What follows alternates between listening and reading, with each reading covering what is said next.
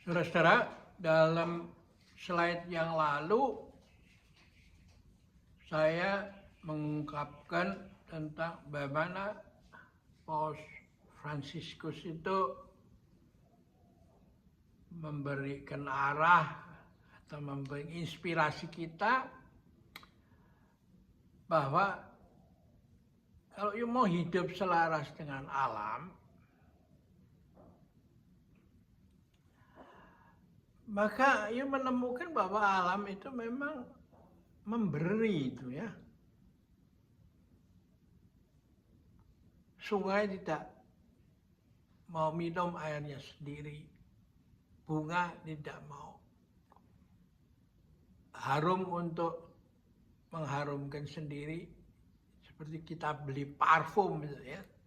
Tapi dia memancarkan dari dalam dirinya semerbak wanginya toh.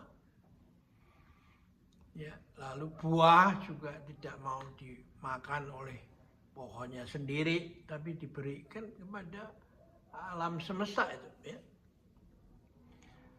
Lalu kita melihat juga matahari, rembulan dan bumi diletakkan persis dalam posisi di mana tidak terlalu dekat sama matahari karena akan kering, tidak terlalu dekat dengan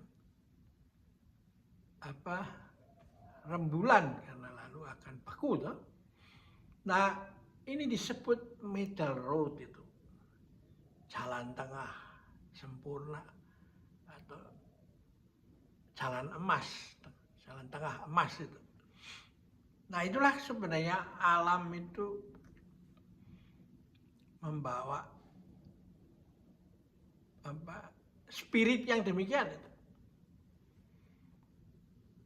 Kalau Anda kelaper seperti satwa itu, harimau, ular dan sebagainya itu dia makan. Setelah kenyang dia nggak ada satu keinginan untuk menjadi loba itu. Tamak itu mau nambah.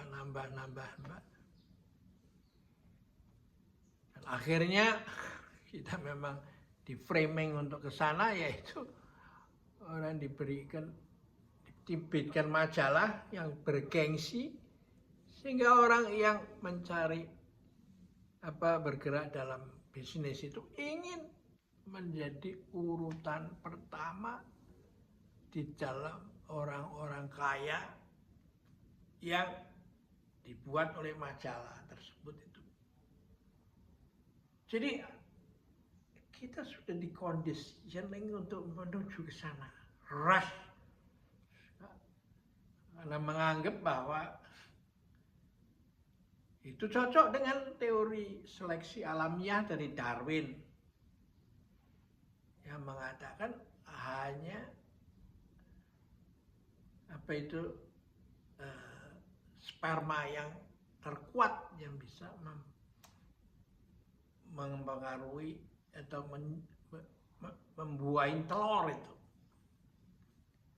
Dan lalu telur yang dibuahi itu bukan menjadikan hubungan makhluk baru yang harus dihidupin, tapi dikuasain.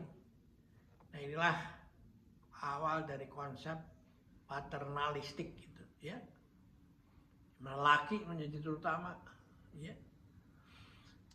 Padahal yang melahirkan anak itu kan ibu tuh, yang mengandung 9 bulan kan. Ya toh. Dan kenapa tidak lebih utama dari konsep bukan yang lebih utama peran ibu toh, tapi justru ayah ini. Jadi kalau Anda melihat bagaimana pandangan daripada Paus Fransiskus, dia justru berpihak di dalam konsep in giving you will receive itu. Dengan memberi, ya, kamu menerima.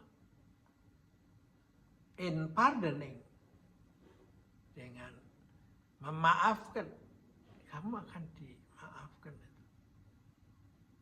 Jangan minta maaf dulu, tapi pada saat dimintain maaf sama orang lain ya ntar sok lagi. Gitu.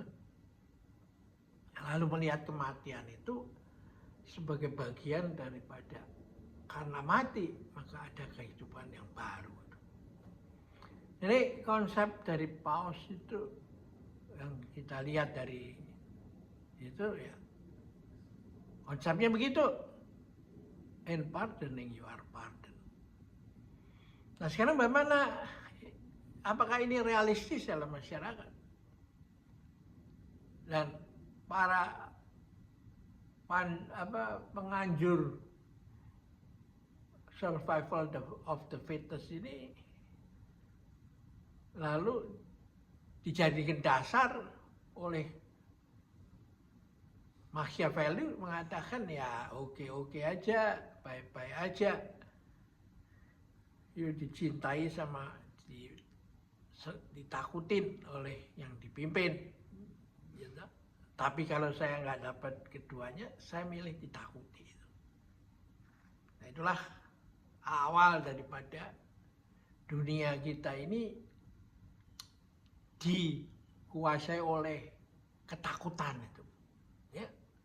Dan ketakutan itu diciptakan supaya you bisa tetap dalam posisi memimpin. Ya, nah, lalu diciptakan konsep ilmu perang oleh Clausewitz itu. Anda kan bisa lihat di slide yang lalu. Bahwa kalau diplomasi gagal, musyawarah untuk mufakat gagal, ya ada lain jalan. Perang itu. Jadi perang adalah dianggap sebagai satu cara untuk seperti sperma itu membuahi telur itu, memperebutkan itu. Nah, lalu juga diciptakan kata-kata mutiara, veni vidi vici. Saya datang, saya lihat, dan saya menang itu.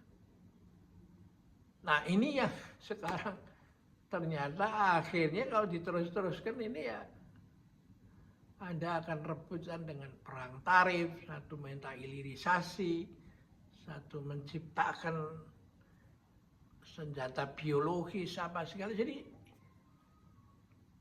alam semesta ini akan semrawut dan kacau itu. Nah, bagaimana Tai Chi bisa memberikan alternatif pada pemikiran ini? Ya.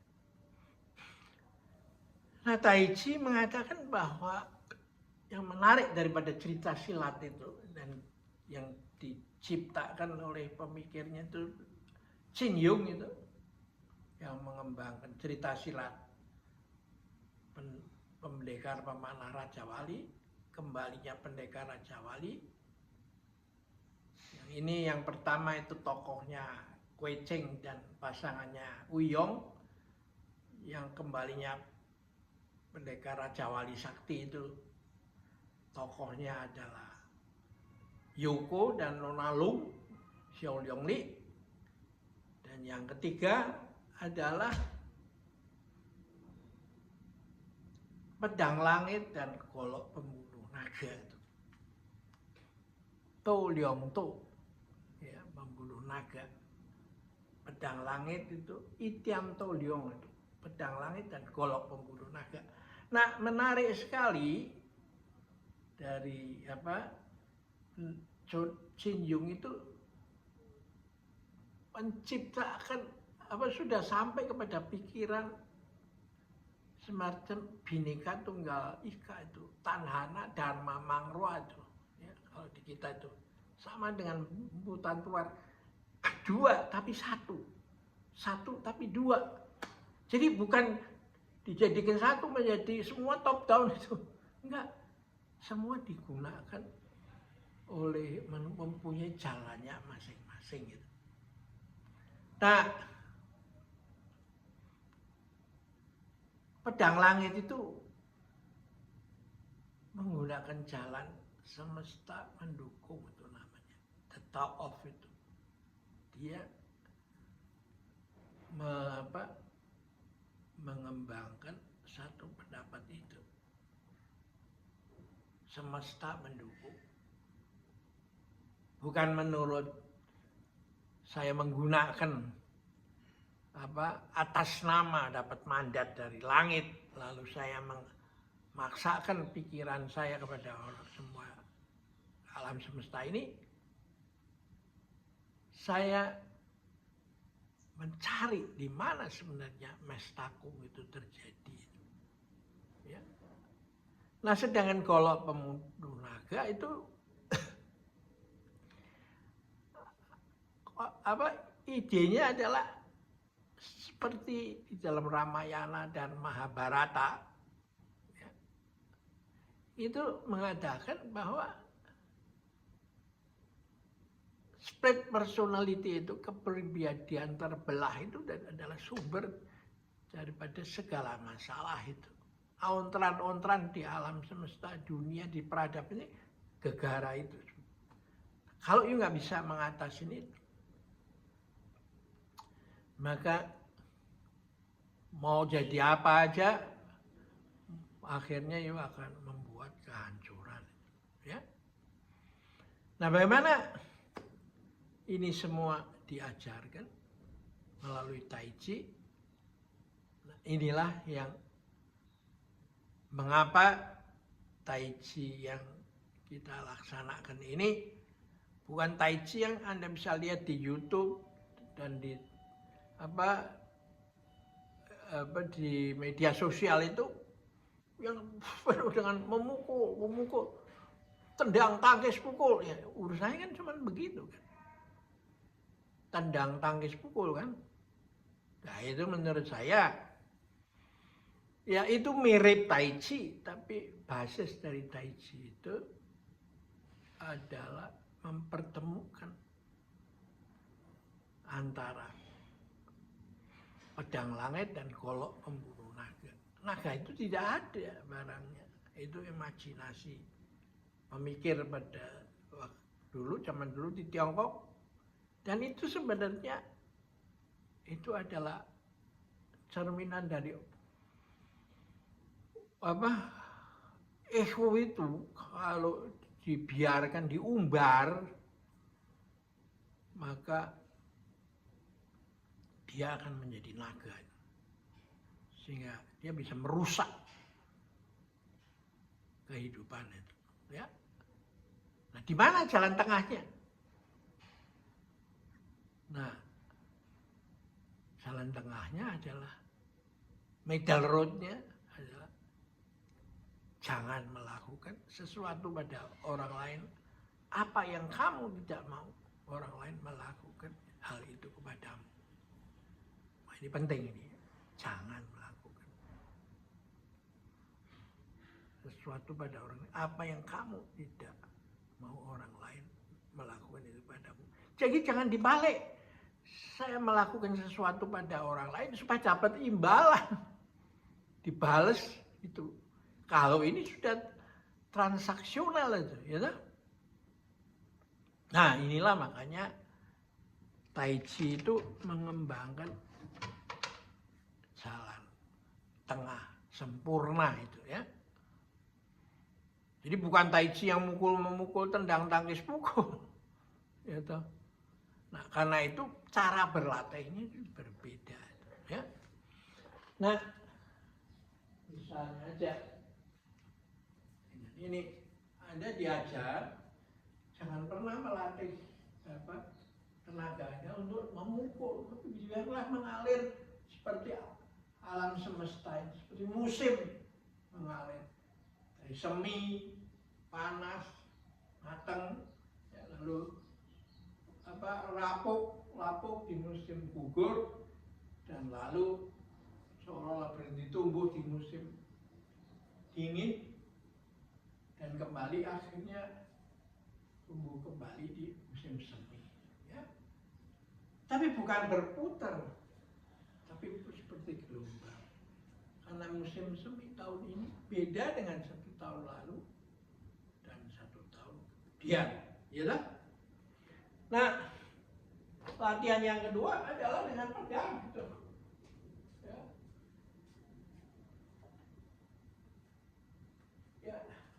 Pedang Tai Chi itu nggak pernah pakai kayak babat atau seperti apa pedangnya samurai itu, ya. Tapi kelembutan itu, ya. Ini hanya dipakai untuk melatih iman kita, ya. Melatih energi kita dari Qihai, dari lautan Qi, ya, menuju ubun-ubun, terus jatuh sebagai apa, pelan-pelan kembali ke lautan Qi, ya. Nah beginilah, ini semua dilatih, ya. Nah berikutnya juga ada latihan yang menggunakan kedutan ini, ya. Ada dilatih tidak untuk seperti, ya. Nah ini kan lain kan, ya. Nah, beginilah Anda berlatih